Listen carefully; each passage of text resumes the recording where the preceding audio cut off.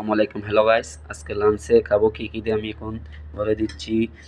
এই হলো লাউ শাকের পাতা, এটা দিয়ে শুটকি দিয়া রান্না করা হয়েছে। আর হলো মিষ্টি লাউ ভাজি, তারপরে এদিকে বোয়াল মাছের মাথা দিয়ে মুগ ডাল।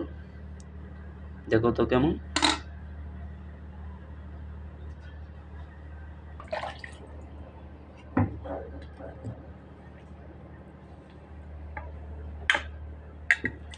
লাউর পাতা নিলাম,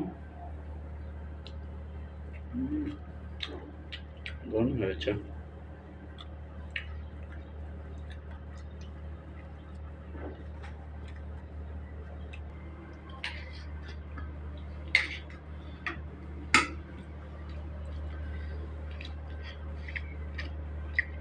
এই মিষ্টি হয়েছে, মিষ্টি লাউ।